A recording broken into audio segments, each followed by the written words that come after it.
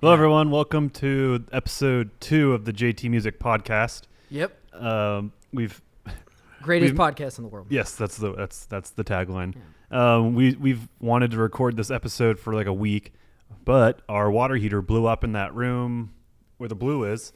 If you're watching, and the whole back area flooded, and then we had fans running for a week trying to dry things out, and it did dry out, and finally we can record it. But we wanted to record a bunch of podcasts and we couldn't, and then now it's raining and thundering, so if you guys can hear that, we don't even care anymore. Yeah. It's either fans or get just so much water in here. But that's because we have that drip. I tried to make a pun using the terms that the kids are using. Yeah, so my girlfriend is dating a 19-year-old. What? Nope, my girlfriend's brother is 19. Wow. And that's our, you know what? It's too late. We can't restart the podcast. I said that. My girlfriend's brother is 19. It's like my wife's boyfriend. my wife's boyfriend. Thank you for catching that. I would have glossed over it. I was like, why did John just have that reaction? My girlfriend's brother is 19, so he keeps me up to date with all the hip terms. Yeah. Like now, I don't know if you knew this, but no cap, which you know means like not lying, is now no kizzy. Oh my God. So no kizzy on that. Is it Mid the new one?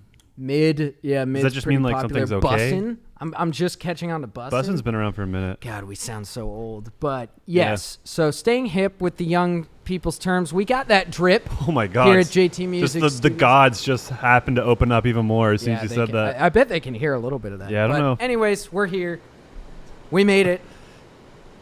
And it's raining really loud. But anyways, I think, so this episode, we wanted to just talk about who we are, our interests, our childhoods. I don't know. That is torrential downpour going on right now. The levels on here are pretty good, though. Yeah, because these Shure mics, they pick up really close proximity, so we're good. But, the last episode, we kind of talked about the JT music history, and this one we kind of talk about ourselves and whatever tangents we can go on. Yeah. We'll try and have some structure, but generally I think the more we do these, the more open-ended they'll be and more current event-y. But we are recording probably that 3 to 5 episodes early and releasing them all at once or within a week or whatever. So we're having a lot of backlog episodes that aren't going to be up to date or current event. This is still very relevant stuff we're talking about or whatever, but yeah. Let's talk about us. We did touch on last podcast, we're both obviously very creative, artsy dudes. That's kind of how we got started. That's just where my brain goes to in terms of talking about us. Well, where do we begin? Where did it begin? So we can talk about Maine. Yeah. So we grew up in southern Maine, a town called Kennebunkport. It's I would call it a village more than a town. Yeah. It's just a small little kind of coastal Maine town. It was an awesome place to grow up. It's perfect place to grow up. It's where the Bushes have their summer home. Yeah. Anytime you're talking to an older white person, you say, I grew up in Kennebunkport. Oh, the Bush compound. Always. Yep. Every goddamn time. If your parents are white and middle-aged, go ask them right now about Kennebunkport. I'm serious. Go do it.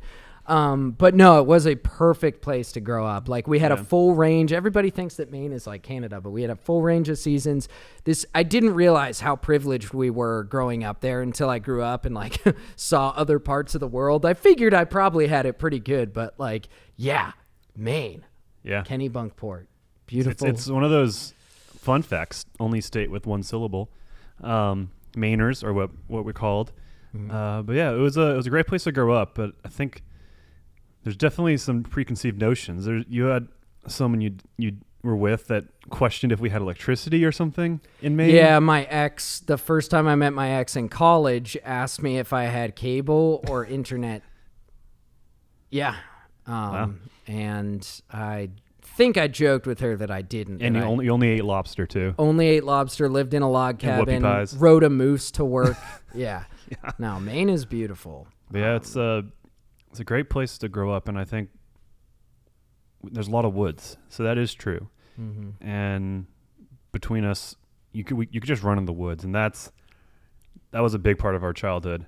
And then playing We're the Guys and playing pretend. That was a big deal. That's what we called it. We're the Guys. If we were playing with action figures, we were playing with action figures. But it was We're the Guys was we're playing. Yep. Let's play Lord of the Rings. We're the Guys. I mean, every kid played pretend, but I think it's a good bedrock of learning about storytelling and not even just storytelling, but like creating skits or just having a camcorder. Yeah. Like having this sense of kind of visualizing yourself, picturing Lord of the Rings, but it's you. Yeah. And then it kind of bridges some gaps, I think, in terms of understanding why things were done. Yeah, I think so. In writing or in creating. We had to get creative just because we wanted to. We had fun with it. Well, as a kid, you always cycle. Like once you find the groove with your play pretend, you kind of cycle the scenarios over and over because they're so much fun. Yeah. And you like replay it and add little variations. Like the building's exploding. You got to jump out. Yeah. You got to run. And then you go back in the building and you go back into your spy thing or something. And then you get back out because it's blown up and you want to pretend again that you're escaping the blowing up building. The temple or the building is collapsing because you set off some booby trap or something like that. And dude, this is the funniest part. I don't know if you did this with your siblings, but like me and Nick, when we were playing, we would always fight over who was going to jump out at the last second. Oh. So we'd always come to this point when we were playing We're the Guys. It'd be like, no, you go take the princess. I'll stay behind and make sure we're all out. No, you go. And dude, we would get into fights over it. We'd get into fights. We're like running out. Oh, the temple's about to collapse. I'll fight off the final Urukai. You go out. No, I'm not leaving you. No, go. I want to be. No, dude. Oh, good times. Oh, man. Well, I think we're either 19 or 20 or 21, but I visited one winter. You visited Maine. You were living in North Carolina, and we played pretend as 20-year-olds. We were in college, and we went out in my woods in the winter with toy guns and played like Call of Duty. Like just went out and LARPed essentially. Yeah, that was fun. It was so much fun. And we even then as 20-year-olds we repeated lines and we leaned into it super cornily, like talked about oh, I got someone back home. I'm going to get you back to them. And just like the cheesiest stuff. But it's so fun. So much fun. And then, we kind of came to learn that like there's different forms of that with D&D. Yeah. You can do. And that there are, and then there actually is LARPing, which is interesting. Yeah, dude. I almost just caught myself in a huge boner. What? Oh my God. What is going on with my speech today? Almost caught myself in a huge boomer moment because a boner. God. It's too late. I'm sorry, guys. We can't stop this. Caught myself in a huge boomer moment because I was going to say it was like, I feel like when we were kids, because video games weren't as big of a thing, we had more use of our imagination. But the way I was going to catch myself is that now with video games, you still have just as much like leeway to flex your creative juices. It's just in a different way. Yeah. Well, on top of that, like, growing up in Maine, like you have like 2 to 4 months of good weather. Yeah. And then you have the snow, and if you want to go play on the snow, that's even just fun weather. And there's this weird, and the snow is only around for so long. The good warm weather is only around for so long. So there's like this kind of culture of go outside and enjoy it while it's good. Yeah. And I don't know if that's like a thing of the 90s, any time before, like technology, like Game Boys and all that stuff. Like I don't like if that's like an old world, like get outside, stop being in front of the screen. But that was such a big part of our childhood. It was always like, I haven't been outside enough today. I need to go outside and be outside a little bit. Yeah, or like parents especially mandating it. And that was an interesting ripple, and I don't know how much of that is like, a timing thing of like, kind of like our parents growing up more analog and boomery themselves, and be like, no, you got to be outside, go play, be athletic, whatever. Or if that was a lot of like, indeed the main kind of the fast expiration on the type of cool weather you like to go outside and do. But yeah, I don't know. I think that's why play pretend became such a thing. Was it allowed us to continue doing those nerdy video games. Passions. Yeah, we could essentially still be playing our video game characters. Because a lot of the times when we played We're the Guys, we were playing Mario or it's something Lord of the Ringsy or yeah. I mean, I remember this was before audiobooks, and I was a kid. My mom wasn't going to read Harry Potter to me. My mom's a A+ grade A mom, but she just didn't read to us at night, novels or whatever. I don't know. I'm defending this. It makes it sound worse, but anyways, there's no way I was going to consume Harry Potter, and I wasn't going to read it myself because it was too thick of a book and for that age. But like your mom was reading and had the audiobooks, and I think you were reading it yourself, and I was so jealous. And we got the Sorcerer's Stone, and I had the book, and I was like, I got it. I don't know what to do now. I wanted to like consume Harry Potter so much, and then me and my siblings, we had like little toy wands or like those little kind of plastic tubes that you could like put in a kaleidoscope, and it would like the glitter in it, or whatever, and then we'd have them as wands. And I was like, oh, we're going to be Harry Potter. And we ran around in circles casting spells on each other. But you didn't even know the spells. I didn't know anything. Oh, dude, I didn't know that. That's hilarious. That was my consumption of like trying to figure out Harry Potter and playing pretend and being jealous. And then my third grade teacher, Mrs. Boyd, read Harry Potter to the class. And that was then I got that. Then I got you that got magic. It. Yeah, well, I actually, because my first consumption of Harry Potter, I didn't read the first couple books. I had a teacher read them for me as well.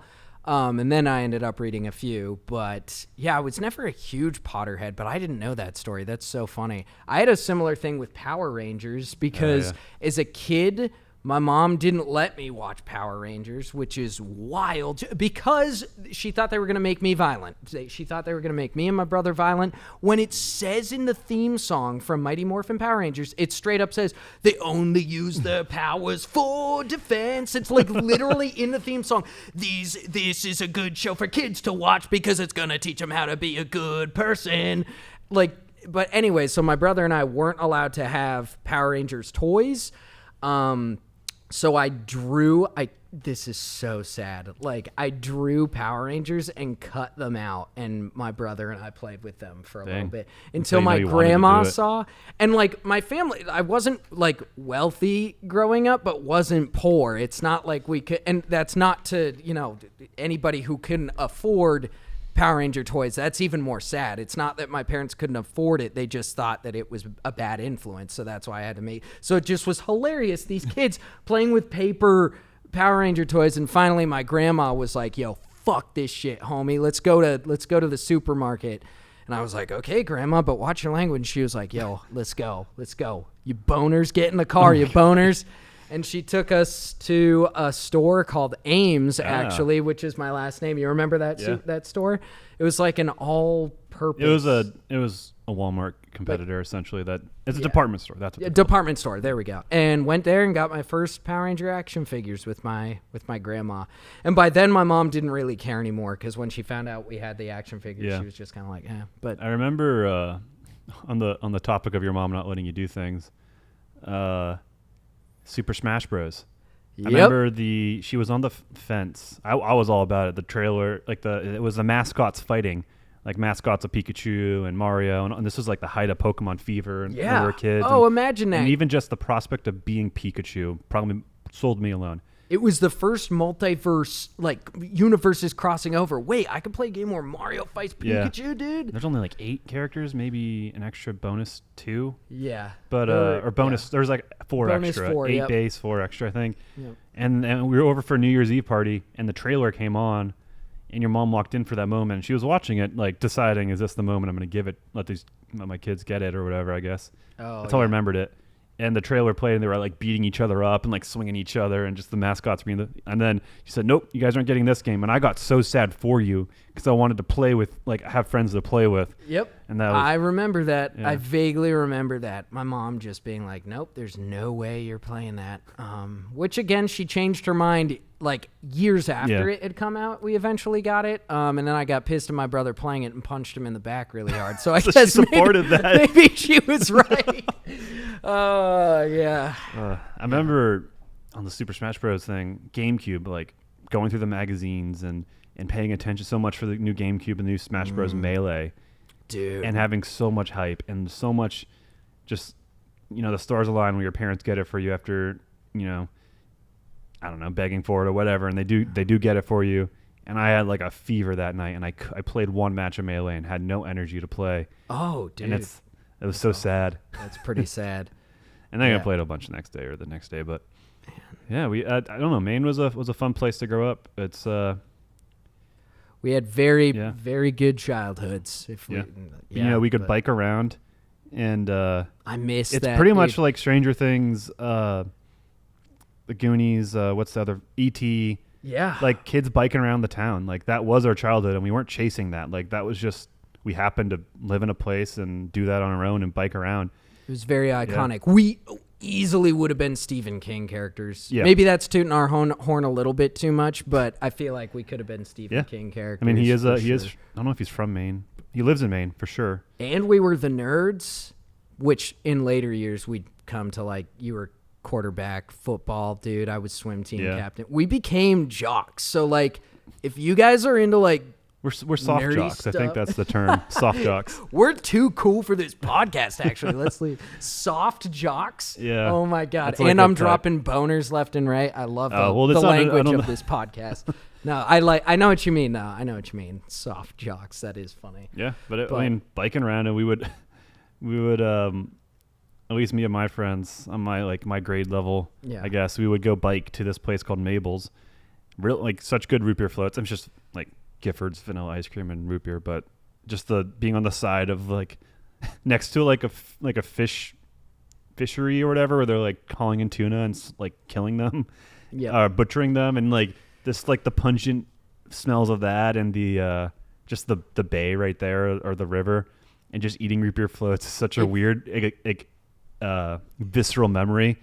It's not a bad one, but it's just like, dude, it's so just painting weird the picture for you. That place smelled just like dead fish. Like, but there's still, when I smell that smell now, it makes me so nostalgic and homesick. Yeah. Whenever I smell like ocean smells, which typically are not good, it's just like makes me, especially like the smell of ocean spray is really good. Like, oh God. I mean, I don't mind low tide and even like fish. I can help you with that. But yeah, little fishing village boys that don't do a lot of fishing. Yeah. Let's call it a hamlet. The hamlet of Kennebunkport. Yes. Yeah, but my dad was the big fisher. He's like the true Mainer and the true OG nerd. Yeah. But they called him hardcore guy because he went fishing like from 4 a.m. to like 9 a.m. before work, and then went to work a whole day, and then watched our practices or games or whatever. Do that? They called him hardcore guy at the marina. I did not know that. My God. He loved to fish, so but he also loved his family more, obviously, but he found the way and was like, I'm going to wake up at 4 a.m. and go fishing then. That is so cool. He found a way to incorporate, have a job, support his family, be with his family, and do the hobby. Yeah. Wow, it's possible. You just don't sleep, I guess. Yeah, not much. Speaking of bushes, we had his boat was docked like 3 boats from the Bush's boat, and so we'd always hang out and talk with all the Secret Service and whoever was there, and I don't know, it was pretty cool. Dude, had some cool stories. Really cool. I hated the Secret Service because they almost ran me over a couple times. I mean, they drove like assholes. Yeah. So did Barb was a crazy driver. Barbara Bush. Was that George W.'s wife or George H? It's George H. the senior's wife. Yeah. W's mom. Yeah. And then Jed Bush or Jeb, whatever the younger brother, he drove the smart cars. He drove the little smart car around, and there'd just be this big motorcade, and then be the little dinky smart car thing. Oh, he actually wanted to drive. So he got his Barbara entourage. drove too. You'd see her around. Oh. I do remember I would only see them at like the big events, like our Memorial Day parade and stuff. I didn't really, but they were around. They did lurk. So that's why your middle-aged white parents know all about the Bushes. My mom's from Norway, so when my family would come visit from Norway, they'd want to see the Bushes. Like, let's see the leader of America. Like, politics aside, that's crazy. And so we knew they were out in the boats. We waited at the marina, and they were walking out, and we were going to say hey to George Sr. And the most like pathetic dude and his family like just leached out of nowhere and just like hey, and like shaking his hand and talking to him like I love your politics, blah blah blah blah blah blah blah blah, and just kept talking to George Bush Sr. as he was trying to get into his car, and he just intercepted and cut off like these Norwegian people who wanted to see him, I guess. And it was just so cringy. I also played the national anthem for him at this like the 400th birthday party of Kennebunkport, and like the shittiest rendition of the Star Spangled Banner. Wait, on was trombone. that like with your band, or was it just it was you? like the Kennebunk Elementary School band with like Mr. Saunders. That's so and great. It was just so bad. Elementary school bands sound so bad, and it's so charming. Yep. It's so, and that like, how is the entire brass section out of tune? It's like, oh, I love it. If any of you get the chance to go, this sounds so creepy, to go to an elementary school band performance, it's if you got kids or nieces and nephews, I think that's your in. I even remember like as a kid going to all band night where all the bands were together. Now, as a young budding musician, my ear was attuned to perfect pitch and I didn't even know it yet. But no, I remember hearing like the high school bands play after all of our shit and being like, oh, it's gonna get better. Like, okay, like, God. Yeah, we were both band kids. Boners. That's why probably pretty relevant to JT. I mean, this isn't going to be a music podcast by any stretch of the imagination. Yeah. But we were in band. Both played. This is what we played. Yeah. If you're watching the video podcast, you know. If you're only listening, you don't get to know. It's the trombone. I was doing a trombone. I picked it because you're grade above me, and you started in 3rd or 4th grade is when you would start instruments. Yep.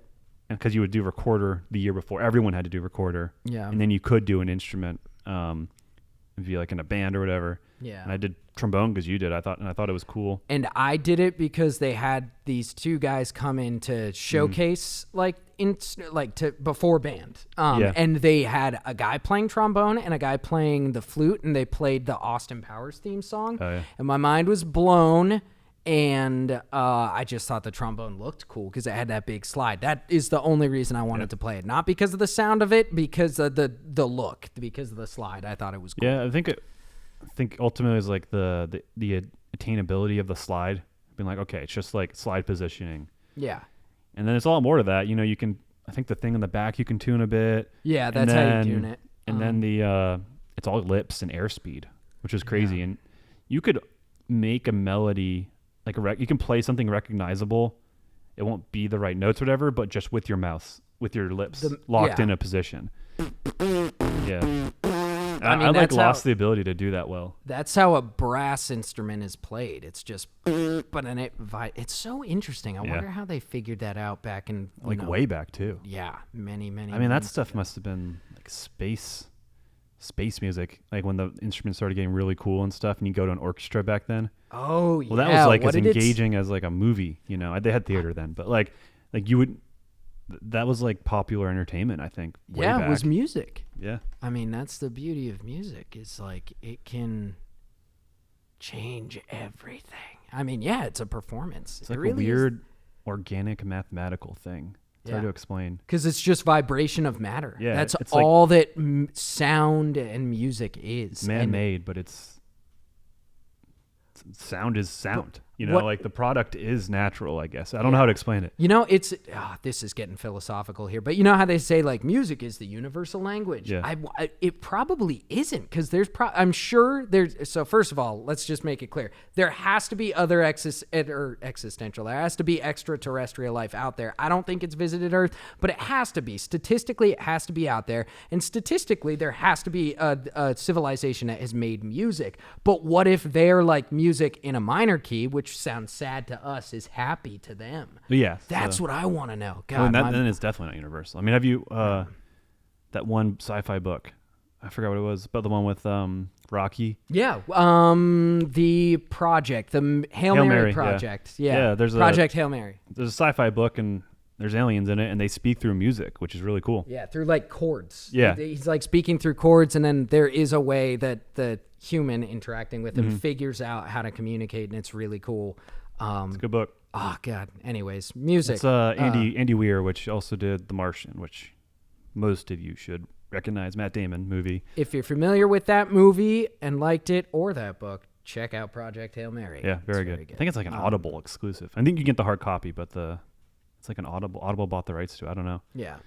But I love those when like they take an alien concept and try to morph it, because a lot of times when we come up with aliens in our fiction stories, we're doing it through the lens of being a human and the human experience. So it's really hard to fathom another life form that lives and thinks and breathes completely differently from us. Yeah. So I love books like that. A recent movie just came out, which also did that, which I'm not going to say anything, but I love when they actually make it feel alien, not just a little green guy with big eyes. And if it's not a intelligent life in terms of like a biped humanoid type thing. Yeah. I like it when they treated like an animal, or even like Jurassic Park, how they treat them like animals instead of monsters at some points in them, or they refer to them as that. Yeah.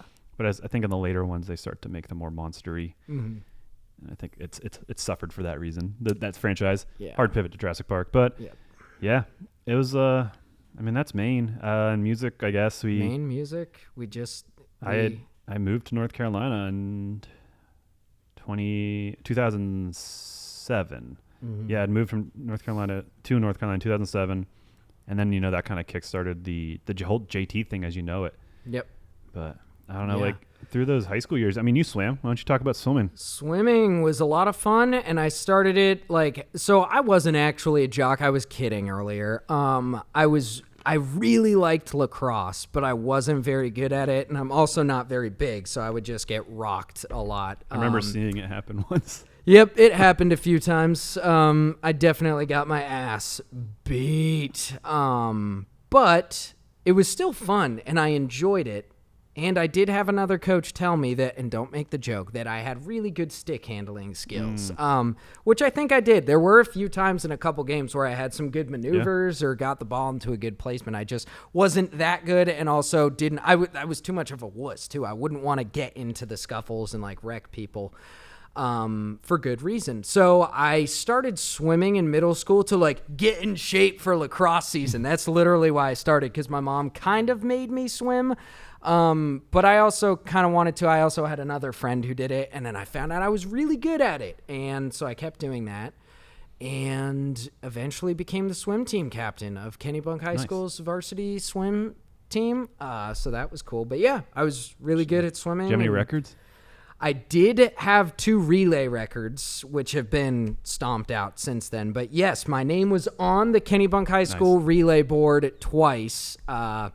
I was an anchor in the 400 medley relay where I swam freestyle, and an anchor in the 400 freestyle where I was also the anchor. Nice. So I will say, obviously I wasn't the best swimmer. I didn't swim in college or go to the Olympics, but I never got out-touched. Obviously I got beaten in races many times, but if I was neck and neck with a dude, if I was swimming neck and neck, I never got out-touched. If I was neck and neck with a dude, even a little behind him, every single time I would find, I got tunnel vision so many times, and I would just fucking book it and never got out-touched. So I think that's probably my biggest bragging right, is that if somebody was close to me, they were not going to taste victory. So there could have been there's a clever nickname in there. They call me One Touch Johnny. One Touch Blackout Johnny, because I did almost black out in the pool. I had a friend who that happened to, Zach Broadhead. Yeah, well, he was diabetic. That was right. part of it. He was diabetic, but he was pre-diabetic. That was his trend. This about this guy you don't know. Yeah, and you guys are learning all about that swim team. Yeah.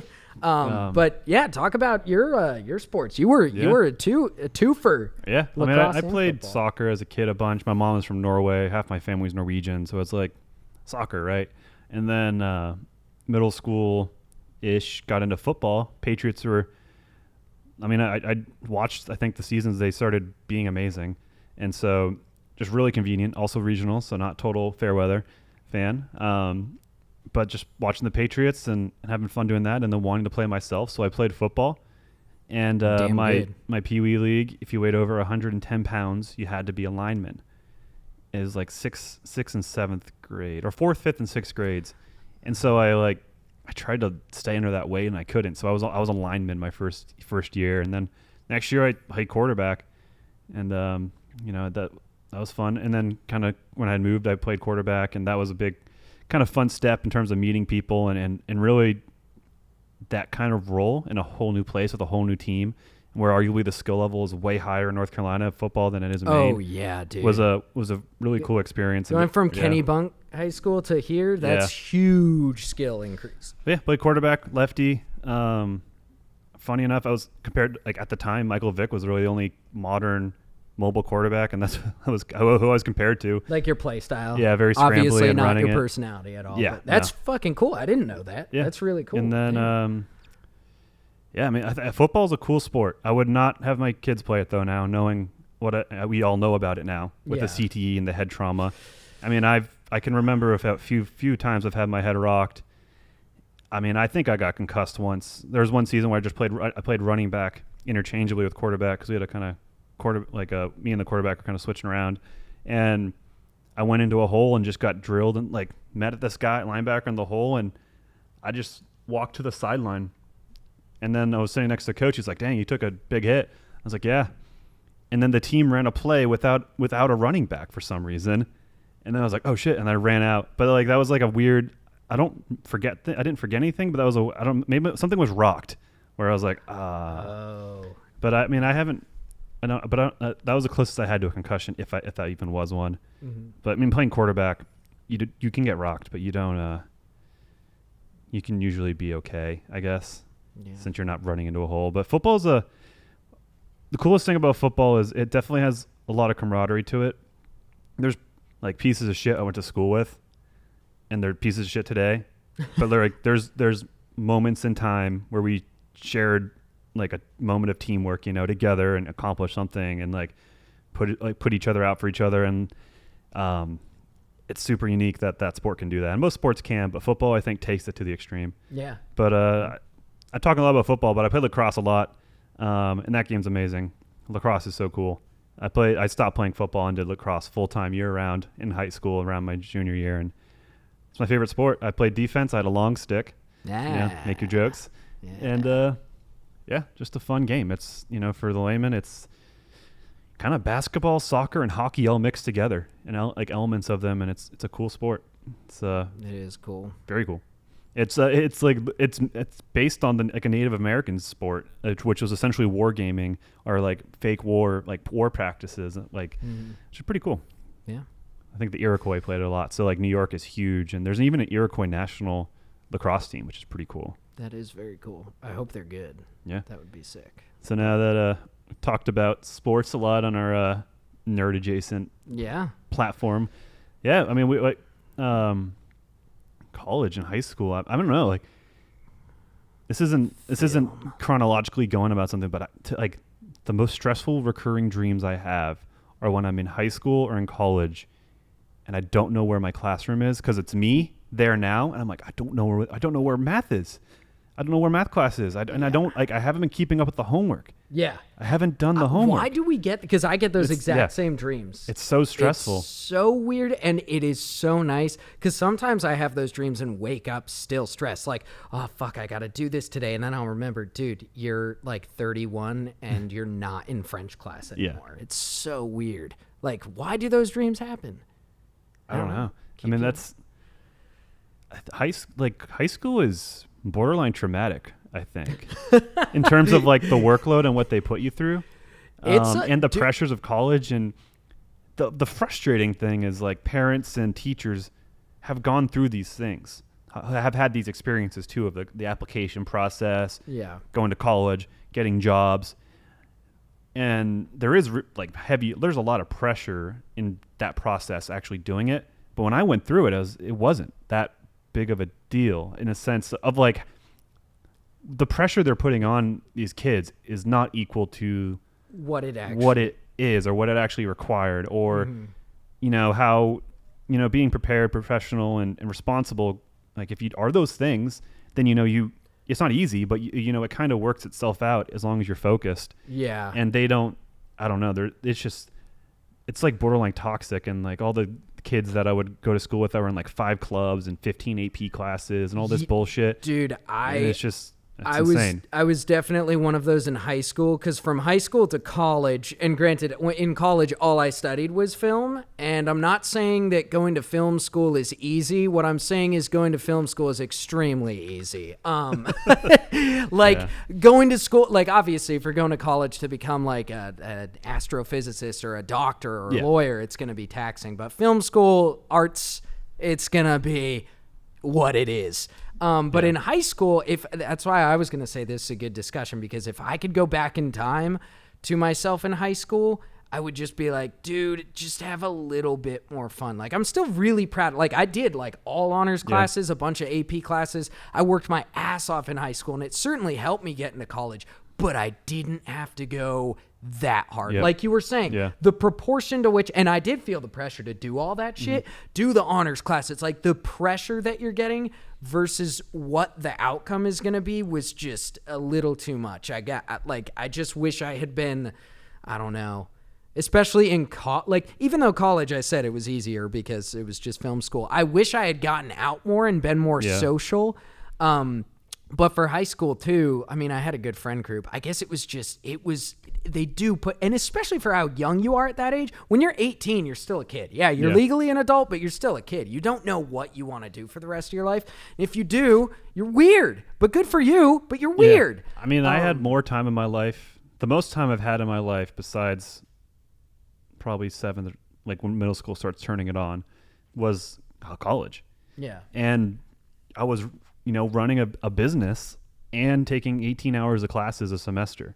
And so that's with me, like there's people don't do shit, do 12 hours and sit and play video games all day. Yeah. That like college, you have so much time. Yes. It's insane. Even if you're even if you're working and stuff, like on the side, you're still a student. You still have time to do stuff. Now, there's probably people working 40 hours and 18 hours of class, and that's not easy, and you don't have a lot of time. That's a different story. But I don't know. I just found myself with time, I guess. I don't know. I've never found myself with that much time since. Yeah. And I knew it at the time.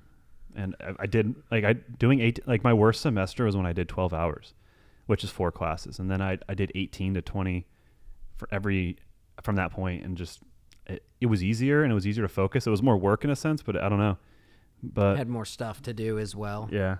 In high school, after I'd moved, because I had been to Maine my whole life and had the same group of friends almost my whole life, I had this high standard of you're only my friend if I've known you for 15 years, or we've had these experiences, you know what I mean? I never had new friends, or I had new friends who were in the same town I was, had the same experiences. We still had that kind of similar bedrock of the life experience to that point, So moving, I had a really hard time making friends, and so I didn't actually do anything, and that's kind of a weird. I don't regret it because a lot of things went into motion that put me in my life here today with JT. But I do wish I was a little bit more social and stuff like that. But yeah, I don't know. It's tough. But I didn't want to go to the dances. I had no girlfriends in high school. Not really any friends, let alone anyone of the opposite sex. But my dad was like, "You're going to a dance. You got to go to a dance. You can't go through high school, never go to a prom, and all these things."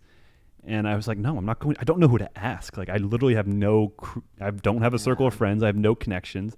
There's a few people that in hindsight were crushing on me and talking to me, but I was oblivious. But I didn't want to go. And my dad was like, "You're going," and some reason my sister just spotted me and said, no, this year's got canceled due to a bomb threat. And I was like, okay.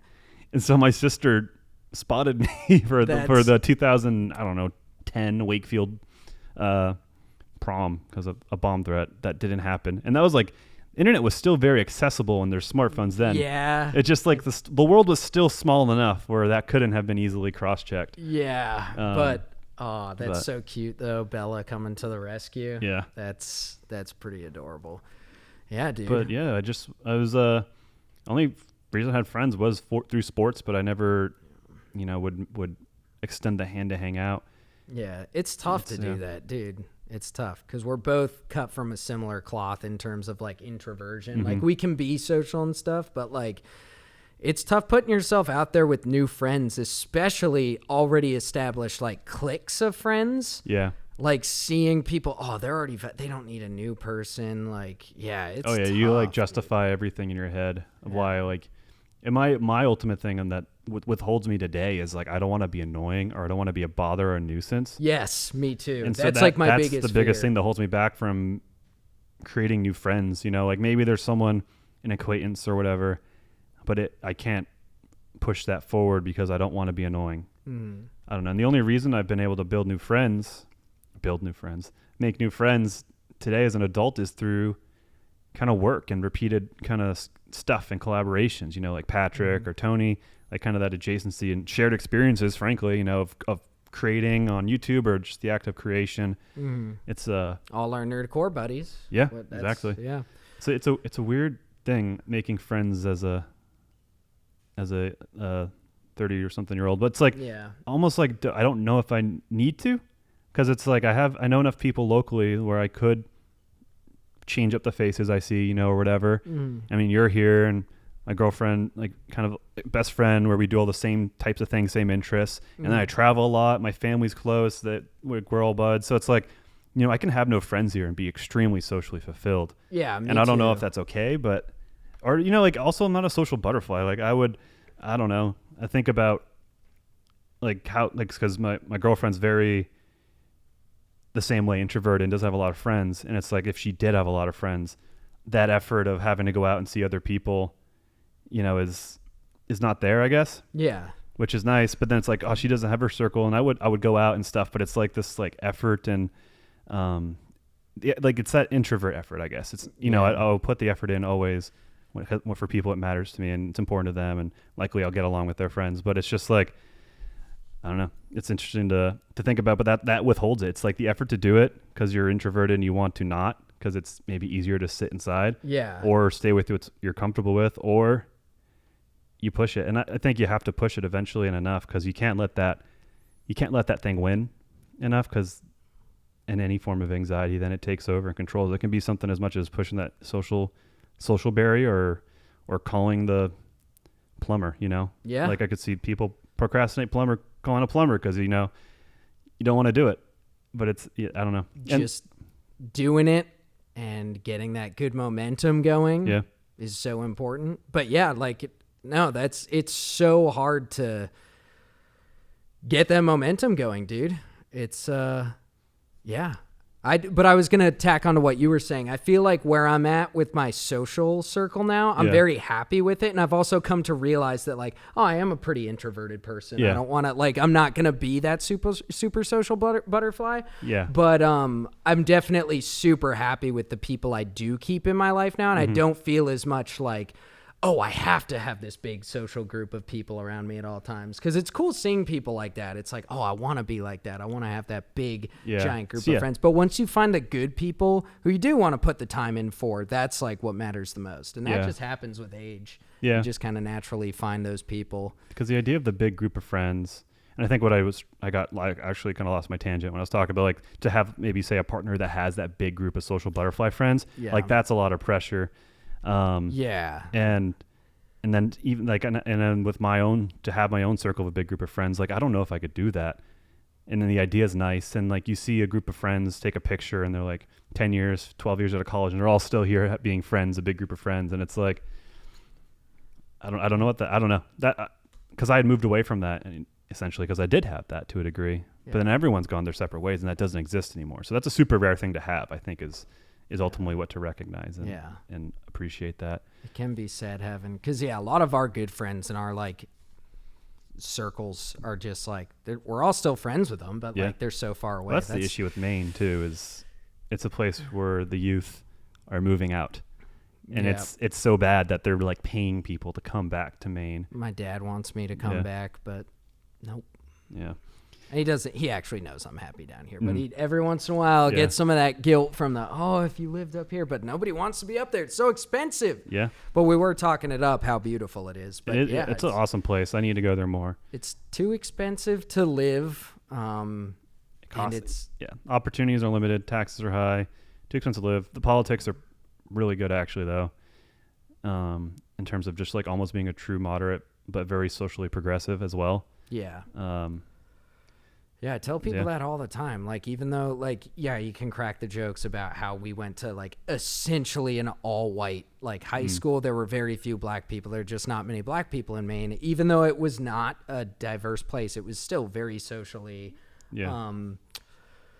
progressive, very socially liberal. But, we just didn't have a lot of diversity. Yeah. Man. And, going back to like keeping a small group of friends, though, I think something I've noticed with maintaining that doctrine, I guess, it's not the right word, but that general kind of like view of how you have friends, I guess, or how you not acquire new friends, but build new friendships and stuff. Whatever we have, whatever it is, somehow it's made a thing where we have met a lot of different people, but they feel like old friends. Yeah. Very fast. And I don't know what that is. And I think a lot of it is a shared experience of YouTube or what have you. But it's an interesting thing, and it's cool. I think it's a nice side effect of whatever our introversion.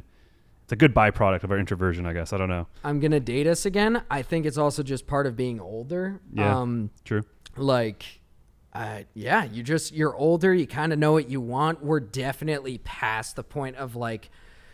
Me, for instance, pretending I was good at lacrosse in 7th grade to try to impress the girls. I will tell you right away that I suck at sports right now. Like as you get older, you just come to accept who you are, and other people your age see that too, which I think is why I think that when we meet somebody we like, it's like right away, like, oh, we're gonna be friends. I know this. It's like, yeah. And that, dude, we've talked about this so many times, but the first Nerdcore meetup we had, it felt like a family reunion. Yeah. Even though we had only heard these guys' voices in music, had only worked with Discord them on calls, Skype calls, maybe. and maybe video games, but now meeting in person, we're like best friends. Like it was very awesome and strange, but amazing. Yeah. And we're going to do that in a couple days. Yep. So we'll have a big NPC pod, I guess, to break down. I don't know where that falls in this. I mean, these might all be available at the same time, so it doesn't matter. Yeah. But that'll be a fun one to talk about. Yeah. We're at this point in time, as we're recording this, it is August 1st. Yes, August 1st as of today. Leaving for Chicago tomorrow. Yeah. And it's going to be this coming weekend. Can't wait for it. It's going to be super sweet. It's going to be dope. It's going to be amazing.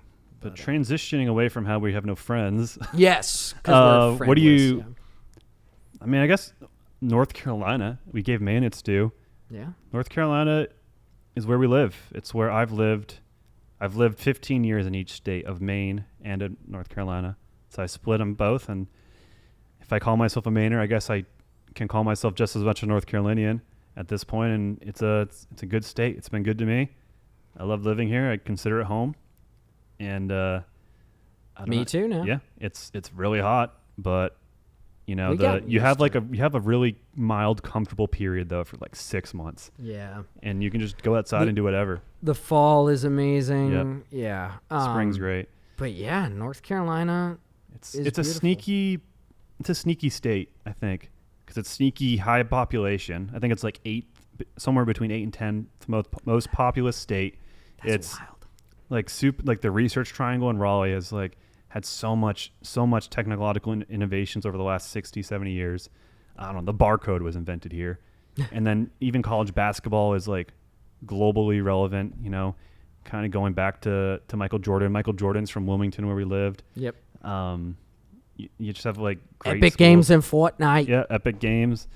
IBM. Like it's just like it's a very cool state, and a lot of cool people come from it, from all sorts of disciplines, all the way from the most like, I don't know, engineering to the creative. It's a cool place, and it also you advertising it for people to come there. Yes, and advertise North Carolina. It's also great because it has the beaches, the kind of just temperate forest area, normal, and then you have the mountains and the mountains. Yeah, and you can do it all. Region. Yeah. I moved here, and that was traumatic, and I played sports and started JT, and that's about my story. And then I went to Wilmington for college. And we could talk about film school, but that could be its own podcast. Yeah, that could be its own Maybe we'll reserve that. Sure. But I mean, I went to UNCW, which is University of North Carolina at Wilmington, and studied. I always wanted to go into film. I applied to a bunch of schools. I applied to Ithaca, where Christian went. I applied to SCAD, all these different things. But I went to UNCW. 'Cause the appeal was it's on the beach. You know, it's a pretty easy sell for that school to get kids to go there. Mm-hmm. But I started with film, and there was something in the back of my dad's head. It was always like, you know, you can learn how to make films, but like art. And my dad was a designer and an artist himself, and comes from a family of artists. So this isn't like a straight and narrow bad take, I guess. Mm-hmm. But he was like, art, like you could, like you can teach yourself art. You have art. You have like all these different things. There's only so much a teacher can give you, especially like accreditedly through a college. He's like, do it. Don't do it, but like double major in something else, because no matter how you pursue an art, whatever median, you're going to tie something else to it, you know?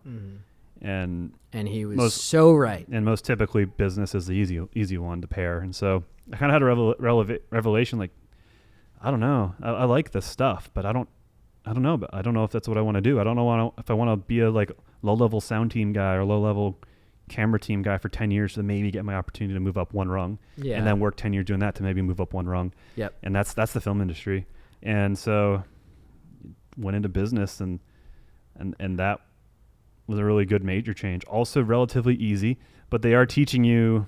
There is things being taught. You know, you could learn in a book, but it's, as a young 20-year-old, it's a lot easier to learn that stuff in a classroom than being that kind of self-starter, I guess, which I guess I have a little bit inherently. Yeah. But you went to Ithaca College. I went to Ithaca. Not the same as Ithaca University in the movie Road Trip. Nope, not the same. There is no Ithaca University, just Ithaca College. There is Cornell University, which is in Ithaca, New York, but that's where the lame people go. The cool people Andy go Bernard? to Ithaca. Andy Bernard. Screw Andy Bernard.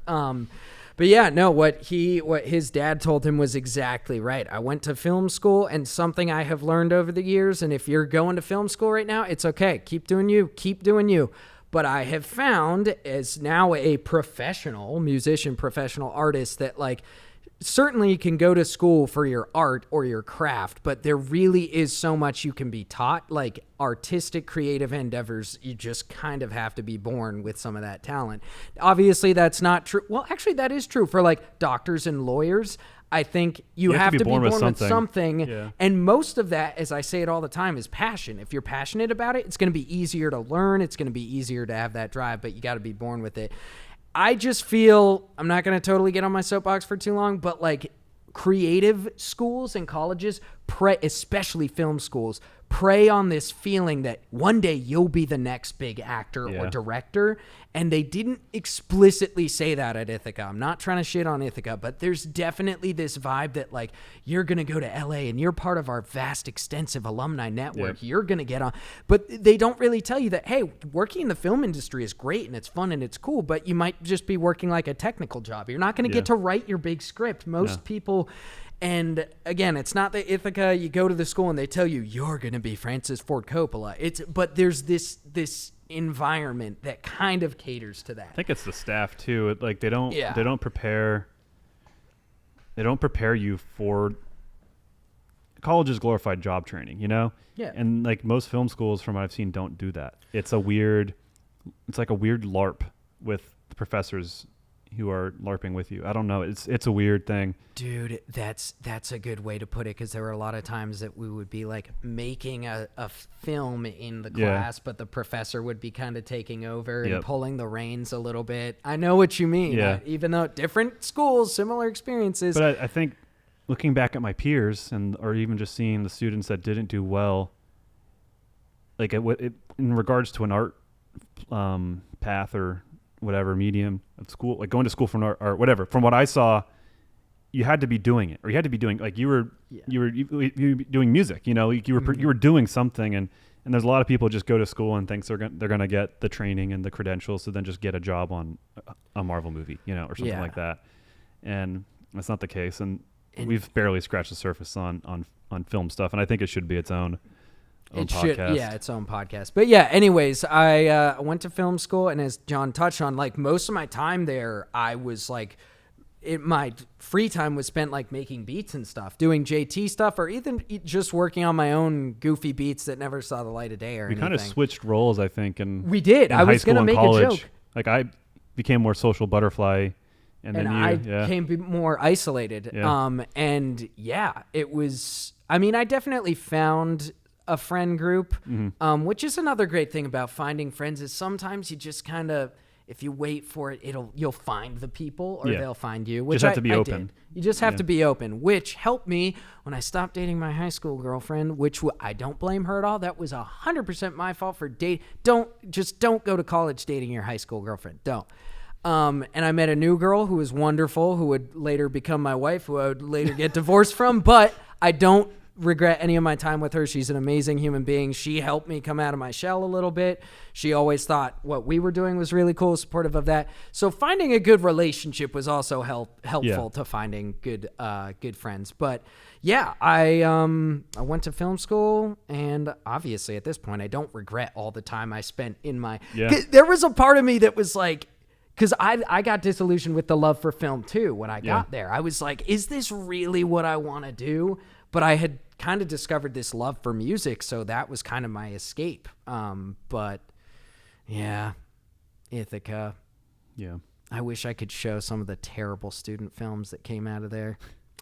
I'm thinking of one in particular, but we're not going to show it. Sorry, guys. Yeah, I was part of some. We'll talk about these films. Yeah, sorry, I keep going on tangents. But, anyways, what were we saying? College. Yeah, so like out of college, we how did we join? Did you work at the Non-Anthem a little bit? I worked doing weddings and waitstaff stuff for one more summer to make a chunk of money after college. Mm-hmm. And then the girl I was dating at the time, who I just mentioned, we moved to Greenville, North Carolina, because she got into grad school there, and it happened to be pretty close to John, so we could kind of start working. I think the plan at the time was like, oh, we'll just do this like on the side because it's still making us money. So it was like kind of, but we still wanted to like keep it growing and keep it going. So that worked out that I was living only 2 hours away. Mm-hmm. Then within like 2 years, I moved to Wilmington, and that was when around then we started to go full time with JT. Yeah, you worked at a news station. Oh, I did. Yeah, I worked at a news station very briefly when I lived in Greenville, North Carolina. Also, glad you brought that up, because that was a great place. Even though at the time I knew it was a horrible paying job, I knew I wasn't going to, or at least I hoped I wasn't going to be there forever. Yeah. But I made some really good friends there. So even if they say there's no menial job, just menial ideas. Which means if you're doing something, it's better than doing nothing. So I think if you, I think a lot of adults make their friends through work too, and it's a lot of it. The reason you've gone to that path usually means you have a lot of interests along the way. Yeah, I mean, tons of film people are nerds, and that's a shared thing, and then that's how a lot of film people become friends or whatever. I met as a very simple example. Very like-minded people at my job, like my buddies who I haven't talked to in a while, but I should reach out to them, see how they're doing. But yeah, so worked there.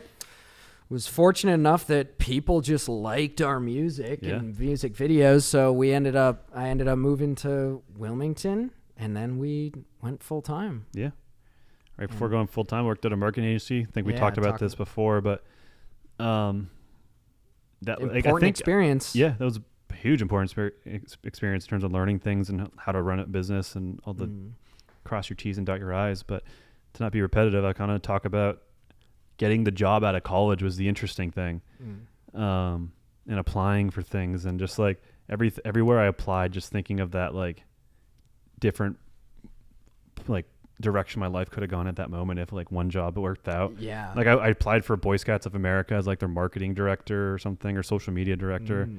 And that would have been a weird path to go down. I interned with a golf tour agency, where they like travel agency, they put these like super cool packages together, and you like go play golf and like see the South African safari and go on winery tours and stuff. It's a really cool service. But then I got You're gonna do marketing for them? Yeah, what it was? I interned, and then I think that they wanted to groom me to be part of the team.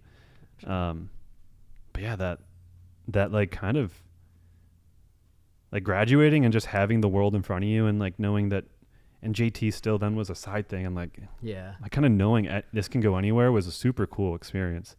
But it was weird because it's like that thing was staring me right in the face too at the same time. No, for sure. It is interesting because I remember having some fear, but also some excitement, because we were like 22, 23, and like the world, a lot changes in 10 years, because I'm almost 10 years older than, and I was an adult back then. But it is interesting, like life's just different. You got so much more energy, like the grinding years, like so much more energy. And I don't want to get too sidetracked because I'm thinking of different tangents I could go on. But yes, in thought. Yeah. But I mean, that's kind of that stuff. But like, who, like, here we are now, and we've lived in Wilmington for a while, and those are good years. Had the office, some ups and downs and stuff. Some big ups and downs. Some failed marriages. Some failed marriages. Some bouts of addiction and alcoholism. But yeah. Though we're in Raleigh today, and to super condense those Wilmington years. But now we're in Raleigh today, and it's a great change of scenery and kind of definitely a new chapter of our lives that we're really excited. And this podcast isn't this format or this place for it to happen, but this podcast is kind of happening at the beginning of that chapter. So yeah, it's interesting a little bit. Yeah. This is the latest chapter. JT music. Chapter 8. I don't know what chapter 8.0. This is JT 8.0. Well, I guess if we go by year, then it's chapter 14.0 or 13. We're in our 15th year. 15th year. We had the 14th birthday, which means we're on the 15th year. Yeah. I don't know how that stuff works. We're in like the 15th century. Because I'm 30, but I'm living my 30. You're in your 31st year because my 0 to 1 offsets. That's why they say like the 1800s were the 19th century. Yeah. Yep. Yeah. That's it. Yep. That's it. Yeah, because 0 to 100 was 1. Yep. 100 to 200 was. It's weird. It's confusing, but it makes sense. So even though the majority of those years of the hundreds were 100 something. Okay. Yeah. Yeah. We've got easy. It, man. But who are you today? Who's Skull? Skull today is still a musician. He's sober. For those of you who don't know, I think so. Well, maybe I don't think we really touched on my addiction battles in the first episode. That'll probably be an episode in itself. But yeah, in 2020, long story short, culmination of starting to struggle with addiction. My drug of choice was alcohol. Just it's a great pairing for an artist who's starting to have an existential life crisis and wants to escape his problems. Alcohol will do that for you, but it's not a very sustainable option. So yeah, had some struggles with addiction, went through rehab, but super thankful for it because it saved my life. And John is part of the reason I'm alive today, that my friends, my family who support me. But yeah, after going through that, who are you today? Oh, who am I today? Yes, that will be another topic in and of itself. But I'm sober. I'm happy. I'm a musician. I'm a cat lover. I love hitting the weights. That's a huge part of my. Does that look good on camera? We got kind of the top lighting helps a little bit. Yeah, top lighting helps a little with that. Yeah, I got severe body dysmorphia, but it's okay because therapy helps with that. So yeah, I'm a fitness nut. I still love making music. I'm getting into D&D, and that's Skull. I guess I'm trying to think of some other profound thing about me that I can say, but yeah, I don't know. You like hanging out with your brother. I love hanging out with my brother. Which isn't like an activity, but they're like you and your brother have a special relationship. I'd say where it is obviously noteworthy. I guess. No, I think so. I'm a family man. Like I've kind of touched on. If you couldn't guess already, I have a tight-knit group of friends, like a few very close friends who I stay in touch with, who I adore, and who are my family, really. So yeah, that's who I am.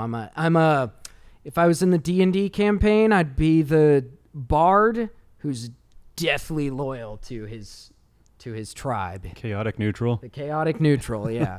So that's who Skull is. Who or is John? Good. Who is John, Pat fan? Yeah, I'm John. I don't know why that was my reaction. I don't know. I come from a long line of artists and designers, as I said. It's kind of cool that like there's no family business, but everyone does the same kind of stuff. And so that's really cool. Yeah, it's in your DNA for sure. And from that, I'm a lot of the things my dad was in terms of interest. Like he was original D&D guy back in the 80s, late 70s, early 80s. Painted miniatures too, like little Napoleonic Wars miniatures, which carried over to me. And I'm just picking up miniature painting, but I've always been interested in military history, so that's just something I've always been into. And then, D&D, the painting, the miniatures, that's a big thing. That's like a current, like big interest of mine. Mm-hmm. Love the Patriots. I got the tattoo I'm branded for life. Show that bicep. That's a big part of me is just the Patriots, and pretty much haven't missed a game in like the last 20 years. I've been to the Super Bowl. I took my mom to the Super Bowl as kind of a thanks for raising me kind of gift. Yeah. There's a funny video of her like running around the house like half drunk, like amped to go to the Super Bowl, like right after they won the semifinal AFC Championship game. But yeah, Patriots are a big part. Newly big part are the Carolina Hurricanes. We got season tickets, and we went to like 40 fucking hockey games last year, and it was amazing. Really unique way to fall in love with a team is physically share space with them and fellow fans that many times in a season. Really cool. Also trying to pick up golf. Yes. Finally getting you into it a little bit. And it's kind of fun. I kind of like it. Yeah. Like, I actually kind of like it. So it's a weird sport. I know in the gamer community, it's probably one of the more made fun of activities as it's super. And also boomery. Yeah, it's a super boomer activity, but it's fun. It's simply fun, and I think it's a activity that I can do the rest of my life. Which is cool. So it's like, I can paint miniatures the rest of my life too. That's the cool thing about it. And I think most good hobbies you can do for the rest of your life, but it's a physical activity. Yeah. I guess like it gets you outside. It's a good excuse to get outside. Like we were talking about earlier. It really is. Like when we went this weekend, it was hot as heck, but like it was just a nice excuse to get outside and get some sun on your face. And it's fun having the different clubs and like pulling out this club for like the tool for the job. Yeah. It's cool. It's fun. Like checking out the range, like, it's 120 yards. It feels like I can do a pitching wedge. I don't know, just like, and then like knowing your capabilities and the tools for the job, the terrain, like it gets fun. It's fun to do for that reason, and it's really hard, and I hate it at the same time. And you want to be it. You want to beat it. You want it to be your bitch, but it's making it your bitch the whole time, and it's like a very weird abusive situation, but it's okay. I know. You're going outside. Yes, that is so true. That is such a perfect way to describe it, because you're trying to monitor all the little things, the little tiny adjustments you have to make on your swing. They make it look easy. Golf looks easy. It's fun to watch actually when you know it. You stand there and you swing a club, but there's so much minutia. Yep. And that's kind of what I like about it, because it does, as I've said several times, I'm not athletic. I was good at swimming because I had good technique. But golf is not a game about athleticism. It's about knowing your body, knowing what adjustments you need to make. Because, yes, there are some, like, default, like, how to swing your club and stuff. But you also kind of learn your own technique. And it's fun. It really does make you its bitch, though. Yeah. So that's been a thing through the pandemic. And, like, already was good friends with, like, both Dick 44, Tony from Neebs Gaming, and Patrick, our director. But it's just something fun to do through the pandemic. That was a fun thing, and now we can do it together. And my brother-in-law is moving down to this city, so I'm sure we'll be having plenty of golf outings. Yeah. But then one of my final big interests is kind of a controversial one, understandably so, but is firearms, guns. I collect and shoot and train with them. Don't jump to any conclusions on who you think I am. There's no stereotype. Those people exist, trust me, but I'm not what you I'll back not you what up you on hate. that. I think when you think of people who might be into guns and stuff. He is not this. I mean, if you guys know John, Pat fan at this point, he is not some rootin' tootin'. Oh, everybody needs a grenade launcher to defend their home. No, it's really cool because, like, especially in my sobriety, I'm trying to find new passions and hobbies aside from music, since that's my job. And seeing your passion for firearms is so inspiring to me. I know I'll find something like that. Like I'm starting to get into golf, starting to get into D&D stuff. Like I'm excited to have a campaign, but the passion you have for it is so cool. Cause again, you're not some like, oh, I got to carry my gun everywhere. Yeah. You love the technicality of it, which is like seeing how it fits your brain and interest so much is so cool and inspiring. Like, oh, fuck, because like I enjoy going to the range with you every now and then, but I don't have that same like bug for it like you do. It's weird, and it's inspiring to me to find something that like gets me, amped up like that, because it's cool. What I'm trying to say is it's a very healthy passion of yours. Yes. And anybody who wants to say, that's a stupid, because of the state of our nation. Why do you need it? All these different things. Yeah, and then they don't see you with it, and they don't see how cool it is and how safe you are. I feel safer with him than I do around like the military guys I see at the ranges, and granted that's because I don't know them. Maybe I would feel safer with them, but you're really fucking safe. You know what you're doing, and you should be proud of that hobby. I have a unique perspective on being around a lot of those people that you think of when you think of a gun ownership. Yeah. And there's some interesting stories and yikes there. Yeah. They're very interesting, and maybe that could be a different topic for a different day. But yeah. I really like them. I like the engineering, the history, and even kind of like the martial art of it, of just using them right and using them well and being safe with them. It is crazy to me that we can drive cars and then we can have these explosive killing devices, but there's no form of competency required. And I don't know if it's licensure or some kind of training. Yeah. But I mean, I don't know. I think I'm very proficient, and I've done my dues and done a lot of training with professionals and people who are professionals with these things. And it's my aunt is a very prolific instructor herself, and so I don't know. There's a good side of it, of the community and of the hobby, but it has its reputation for reasons, and that's something I'll share. But it's not a reflection of me. I'm not a one issue voter.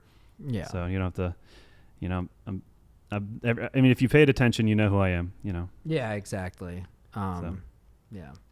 But it's one of those weird things where I don't also talk about it, because I don't want to have to explain myself or contextualize who I am as a person or defend it. Yeah. Because it is very polarizing, and especially very recently, there was a time where it started to get pretty lukewarm. Like, it started getting like, okay, it's all right. Yeah, and then obviously this summer it spiked, and yeah, obviously with reason, but it does. I keep it mostly private, and I don't need to share my stuff. That's the thing with like social media and being a air quotes personality online is, you can keep that stuff here, and I only share it here because it's a good platform to speak. It's a long form platform, so I can't talk about it, and it can turn on. It can bring up conversations, so that's kind of the point of a podcast too. So. Yep. Yeah.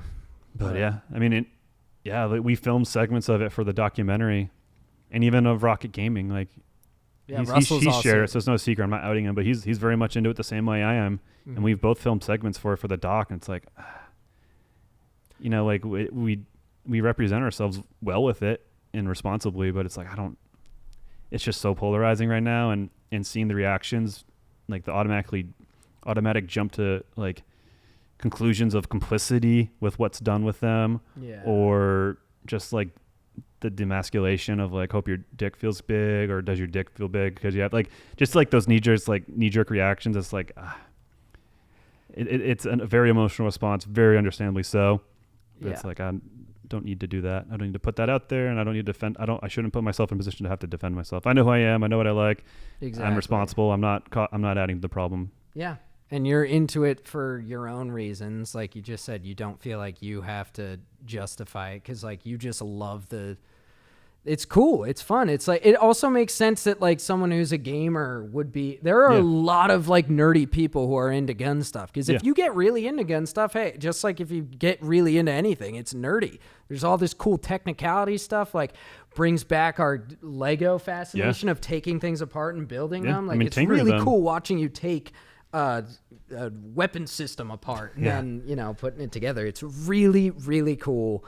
And I will always have your back on that. Like, you are not the rootin' tootin' gun toter that a lot of unfortunate people unfortunately just assume if anybody owns a gun. Yeah. But that being said, I do think, like, I think you said like some sort of licensure thing wouldn't solve the problem of mass shootings, but I think it'd probably help. But yeah, I've seen all the license stuff that you go through. You do it all. Yeah, legit. I mean, I've like NFA paperwork. So like, there's some things I need to register. You don't need it. Like in the U.S., there's no registry. It's like a California, New York thing, maybe some other states like that. But there is an NFA registry for certain types of firearms, particularly short-barreled guns, which is a weird hangover law from like stopping mobsters in the 1930s that still hangs around. It's so weird. It's a probably a good, interesting topic to jump into, because there's not a lot of kind of people in the general huge YouTube space that aren't like super right or aren't super into gun stuff, like that are gun tubers, don't talk about this stuff. And so there's maybe some stuff, and I'm not trying to change minds, I guess. I'm just trying to like, oh, here's a perspective maybe that you hear from someone that isn't come take it off my cold dying hands. Yeah, you know? like but hardcore NRA, like. Yeah, what's the other one? Like, come and take it. That's the other one. Yeah. But yeah, I mean, that's who I am and who you are, and I'm super into miniatures right now, and I'd say that's like up the top right now, having so much fun with that, building out I got a bunch of Dwarven Forge and buying a bunch of like terrain off of Etsy. Like I built my first thing out of styrofoam, like a little tower terrain to stand on. Like I have a Dwarven Forge tower. That to whole put tower on was made out of styrofoam? No, just the stand. Oh, the stand. Okay, Yeah, I was like, wait a second. And that's just been fun crafting, you know? It's going back to Legos again. Yeah, it's just being creative. And I think a lot of it comes down to anything we do for JT is creative, but it's not, it's fulfilling. Obviously it's passionate. It's the best job in the world. And I couldn't imagine anything else, but it's different. It is different. It's different when you're doing something creative for yourself.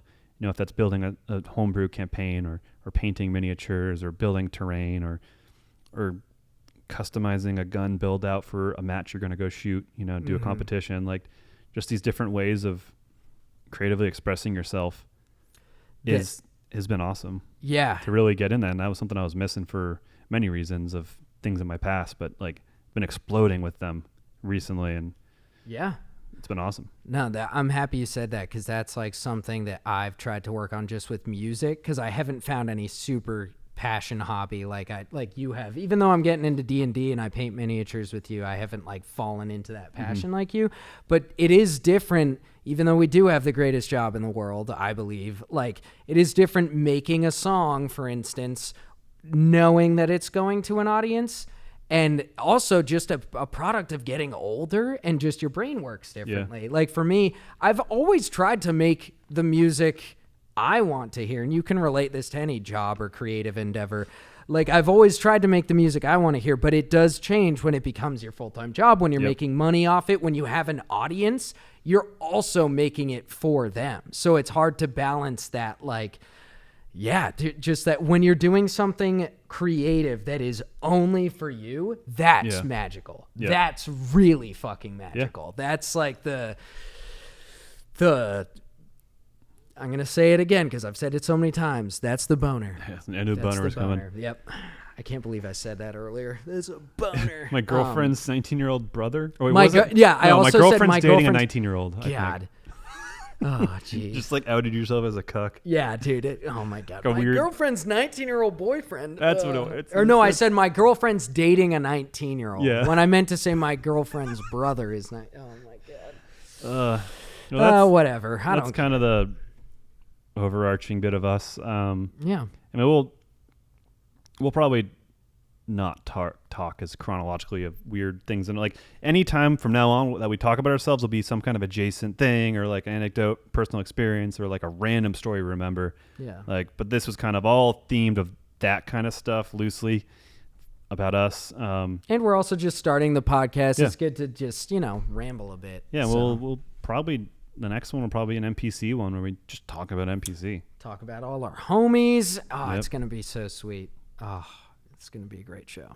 All right. Well, later, a little merch tease. Got a little Nalgene bottle. Pretty cool. Look at that. Stay hydrated. Get Bye, your guys. hands on one. We love you.